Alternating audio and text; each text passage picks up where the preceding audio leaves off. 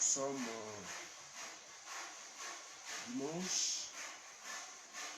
Nous voulons partager avec vous cette grande vérité que nous avons intitulée Jésus-Christ, l'espoir des nations.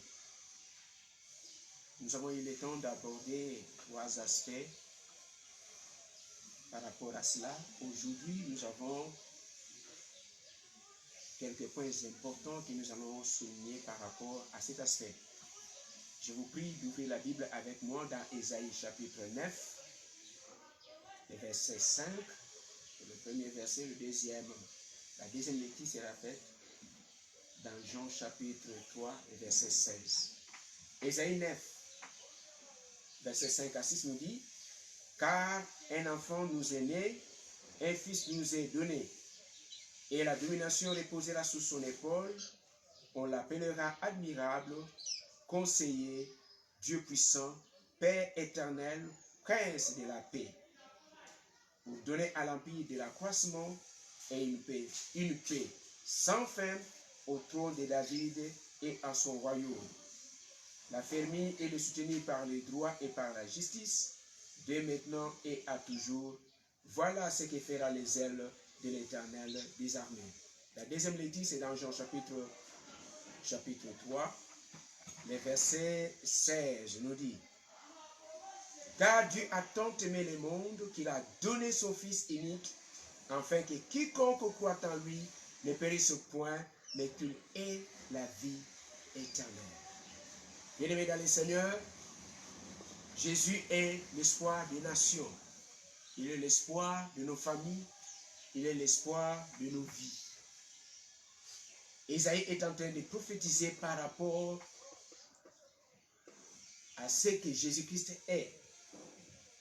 Mais ce que j'ai aimé, ce que je voulais partager avec vous, c'est les raisons pour lesquelles le Fils nous a été donné. Ésaïe est en train de dire au verset 5 du chapitre 9, il dit ceci: car un enfant nous est né, un fils nous est donné. Jésus a été donné au monde. Jésus a été donné à l'humanité. Et dans Jean chapitre 3, le verset 16, la Bible dit que Dieu a tant aimé le monde qu'il a donné son Fils unique, afin que quiconque croit en lui ne périsse point, mais qu'il ait la vie éternelle. Donc, Ésaïe et l'apôtre Jean sont en train d'insister sur cet aspect. Un fils nous est donné, et Jean est en train de dire: Dieu a tant aimé le monde, il nous a donné son Fils. Bien-aimé dans le Seigneur, le Fils de Dieu, Jésus-Christ de Nazareth, a été donné au monde, a été donné à l'humanité pour des raisons. Et si le temps nous permet, nous allons partager trois raisons. La première raison, le Fils nous a été donné pour un but, pour une raison. La première, c'est qu'il soit écouté. Le Fils doit être écouté. La deuxième raison, qu'il soit cru. Les hommes doivent croire en lui. Et la troisième raison, c'est qu'il soit honoré. Bien-aimés, je veux que nous puissions comprendre ces grandes vérités ce matin pour que l'humanité, pour que les hommes, les familles bénéficient de la venue de Jésus-Christ sur la terre. La première raison, le Fils a été donné au monde pour que le monde l'écoute. Jésus a été donné au monde, à l'humanité, pour qu'il soit écouté. Et je crois que cette vérité est confirmée dans la Bible. Moïse est en train de dire: Dieu vous suscitera un prophète comme moi. Et il souligne un aspect: celui qui n'écoutera pas ses prophètes sera retranché au milieu de son peuple. Celui qui n'écoutera pas ses prophètes sera retranché au milieu de son peuple. Le Père lui-même insiste sur cet aspect d'écouter les fils. Dans Matthieu, chapitre 17, le verset 5. Matthieu 17, verset 5. La Bible dit, comme il parlait encore, une nuée lumineuse le couvrit. Et voici, une voix fit entendre de la nuée ces paroles. Celui-ci est mon fils bien-aimé, en qui je mis toute mon affection. Et la Bible dit là-bas, écoutez-le. C'est l'ordre que le Père donne à l'humanité. C'est l'ordre. Il a prononcé cette parole quand le Seigneur Jésus-Christ avait amené ses 3 disciples, Jean, Jacques et Pierre, sur la montagne de transfiguration. Ils ont vu ce qu'ils ont vu. Alors Pierre était tellement dépassé, il pouvait dire au Seigneur, Seigneur, je vois que nous devons construire 3 maisons ici. Et Moïse. Directement, la Bible dit qu'une nuée lumineuse les a couvertes. Et la Bible nous dit qu'une voix se fit entendre ce parole. C'est lui ici. En d'autres termes, Dieu voulait distinguer son fils des autres. Il voulait distinguer son fils d'Élie. Il voulait distinguer son fils de Moïse. Il voulait que les 3 disciples comprennent la grandeur, la valeur, l'importance de cette personne qui était devant eux. Dieu voulait que les disciples aient la véritable image de qui est Jésus-Christ. Et le Père est en train d'insister, il dit là-bas que celui-ci est mon fils. Et il souligne en qui j'ai mis toute mon affection. Tout mon cœur est en lui. Paul dit dans l'épître aux Colossiens, il dit, en lui habite corporellement toute la plénitude de la divinité. Toute la divinité habite en lui. J'ai dit aux disciples, celui-ci est mon fils, en qui j'ai mis toute mon affection. Qu'est-ce que vous allez faire pour bénéficier de toutes les grâces, de toutes les faveurs, de tout ce qu'il a?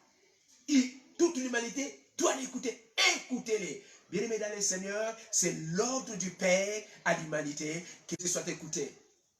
Marie comprenait la grandeur du Fils. Quand Jésus-Christ était invité lors du mariage de Cana, il n'y avait pas de vin. Il a dit aux disciples, aux hommes qui étaient là, faites ce qu'il vous dira.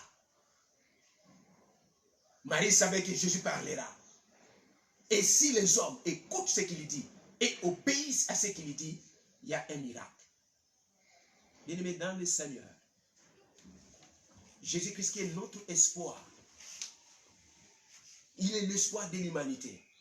Pour que l'humanité vive la réalité de ce que Jésus-Christ représente. Pour que les hommes bénéficient de toutes les grâces et de tout. La première des choses que les hommes et toute l'humanité doivent faire, c'est d'écouter les fils. Jésus doit être écouté dans votre vie. Jésus doit être écouté dans votre famille. Toutes les nations doivent écouter Jésus-Christ. Il doit être écouté. Mais c'est fondamental, cette vérité. Et Jésus-Christ a dit l'importance des paroles qui sortent de sa bouche. Il a dit ceci. Le ciel et la terre passeront. Mais mes paroles, les paroles qui sortent de ma bouche, ne passeront jamais. Jésus dit, le ciel et la terre peuvent passer. Mais les paroles qui sortent de sa bouche ne passeront jamais. Voilà pourquoi toute l'humanité doit faire très attention avec les paroles qui sortent de la bouche de Christ.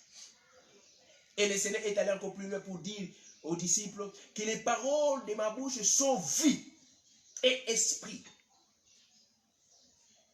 Les paroles de la bouche de Jésus sont vie et esprit. Voilà pourquoi toute l'humanité doit écouter cette parole qui sont de sa bouche, capable de communiquer la vie. Et derrière ces paroles, il y a l'Esprit de Dieu qui agit. Voilà pourquoi, une fois l'apôtre Pierre a dit, où irons-nous encore? Quand Jésus-Christ leur disait, qu'est-ce que vous attendez? Vous aussi pouvez partir. Quand Jésus-Christ a commencé à dire, c'est lui qui mangera ma chair et qui boira, qui a lisé par rapport à cette vérité. Et tous se retirèrent. Et leurs disciples étaient restés. Jésus leur a dit, et vous, qu'est-ce que vous attendez pour partir aussi? L'apôtre Pierre a pris la parole pour dire, où irons-nous encore? Toi, tu as des paroles de la vie éternelle. Quand quelqu'un écoute le parole de ta bouche, et quoi cela? Il aura la vie éternelle. Où irons-nous encore? Bien-aimés dans le Seigneur, vous qui m'écoutez, bien-aimés, nous devons comprendre une vérité fondamentale que le Fils de Dieu qui a été donné aux hommes, le Fils de Dieu qui a été descendu dans ce monde, les hommes sont appelés à l'écouter. Pour que nous puissions vivre la réalité de Dieu, pour que nous puissions bénéficier de toutes les grâces de Dieu, nous devons écouter le Fils. Le Seigneur a dit encore une vérité que je vais partager avec vous dans Matthieu chapitre 7, le verset 24. Le verset 24 dit ceci. C'est pourquoi quiconque entend ces paroles que j'ai dit et les met en pratique sera semblable à un homme prudent qui a bâti sa maison sur le roc. Le verset 25, la pluie est tombée, les torrents sont venus, les vents ont soufflé et se sont jetés contre cette maison. Elle n'est point tombée parce qu'elle était fondée sur le roc. Jésus-Christ est en train de dire, quiconque entend les paroles qu'il lui dit et met ces paroles-là en pratique est semblable à un homme prudent. Semblable à un homme prudent. Un homme sage, un homme intelligent. Un homme intelligent doit écouter les paroles qui sortent de la bouche du Seigneur Jésus-Christ. Un homme prudent doit écouter les vérités qui sortent de la bouche du Seigneur Jésus-Christ. Bien-aimés, les hommes parlent, mais ils ne peuvent jamais parler comme Christ. Les paroles qui sortent de la bouche de Christ communiquent la vie. Les paroles qui sortent de la bouche de Jésus-Christ communiquent la liberté. Les paroles qui sortent de la bouche de Jésus-Christ communiquent la vie éternelle, la vie que Dieu a. Voilà pourquoi, bien-aimés, Dieu a insisté sur cet aspect que le Fils qui a été donné soit écouté. Dans Jean chapitre 12, les versets 49 à 50, nous montre cette importance. Car je ne peux parler de moi-même, mais le Père qui m'a envoyé m'a prescrit lui-même ce que je dois dire et annoncer. Et je sais que son commandement est la vie éternelle. C'est pourquoi les choses que j'ai dites, je les dis comme le Père me les a dites. Le Seigneur Jésus-Christ est en train de considérer les paroles qui sortaient de sa bouche comme les paroles qui venaient du Père lui-même. Et ces paroles avaient le pouvoir de communiquer la vie éternelle. Le monde a besoin de la vie qui vient de Dieu. Les hommes ont besoin de la vie qui vient de Dieu. Mais la première des choses que les hommes doivent faire, faisons attention avec ce qui sort de la bouche du Seigneur. Il a dit, laissez-les la terre passeront, mais sauf ses paroles. Sauf ses paroles. Les paroles de la bouche de Dieu sont éternelles. Et ce sont les paroles qui sont de la bouche de Jésus qui vont juger les hommes. Qui vont juger les hommes. Et le Seigneur souligne, là où nous venons de lire, il dit, il a prononcé, il a dit des choses que, comme Dieu lui avait dit. Ignorer la vérité de Dieu est dangereux. Dans Jean chapitre 5, le verset 24, la Bible dit aussi une vérité importante. Jean chapitre 5, verset 24, dit ceci. En vérité, je vous le dis, celui qui écoute ma parole, celui qui écoute ma parole et qui croit à celui qui m'a envoyé à la vie éternelle et ne vient point en jugement, mais il est passé de la mort à la vie. Le Seigneur souligne cet aspect, celui qui écoute sa parole à la vie éternelle. Et il ne viendra pas en jugement. Il passe des ténèbres à la lumière. Il passe de la mort à la vie. Le parole qui sort de la bouche de Jésus doit être écouté et doit être obéi. Quand Jésus-Christ a ordonné lors du mariage, il a dit aux hommes qui s'occupaient de la fête, remplissez ces vases. Il n'a pas donné de raison. Il a ordonné seulement, remplissez ces vases. Les gens ont rempli ces vases jusqu'au bord. Et il a dit ensuite, puisez-les. Donnez-les à l'ordonnateur de la fête. La simple parole qui était sortie de la bouche du Seigneur Jésus-Christ, qui a été acceptée par ces gens-là, était suffisante pour changer l'eau en vin. Pour changer l'eau en vin. Jésus-Christ n'avait pas prié sur l'eau. Jésus n'avait pas ordonné, n'avait pas fait une prière d'autorité sur l'eau, mais il a tout simplement dit, remplissez ces vases d'eau. Et c'était fini. Cette parole seulement pouvait créer un miracle. Laisse-moi vous dire, le monde a été créé par la parole. Tout ce que nous sommes en train de voir a été créé par la parole. Et Jésus-Christ est appelé la parole de Dieu. La Bible dit, écoutez-les. Le monde, l'univers que nous sommes en train de voir ici existe parce qu'il y a quelqu'un qui a parlé. Il y a quelqu'un qui a parlé, mes frères. Il y a quelqu'un qui a parlé, mon frère, ma soeur. Le soleil existe aujourd'hui. La lune existe aujourd'hui. Les mers existent aujourd'hui. Parce que quelqu'un a parlé. Bien aimé, ne prenons pas les paroles de Jésus-Christ à la légère. Les paroles de Jésus-Christ ne sont pas des constitutions des nations qui peuvent être modifiées, amendées et changées. Les paroles de Jésus-Christ ne sont pas des histoires, ne sont pas des philosophies humaines. Les paroles qui sortent de la bouche de Christ donnent la vie. Quiconque croit ces vérités peut expérimenter le miracle de Dieu. La première chose, c'était ça. Le Fils a été donné pour que les hommes l'écoutent. Le Fils a été donné pour que les nations l'écoutent. Le Fils a été donné pour que l'humanité l'écoute. Ma sœur, mon frère, toi qui m'écoutes, écoute Jésus et obéis à ce qu'il dit. Ta vie ne sera jamais la même. Ta famille ne sera jamais la même.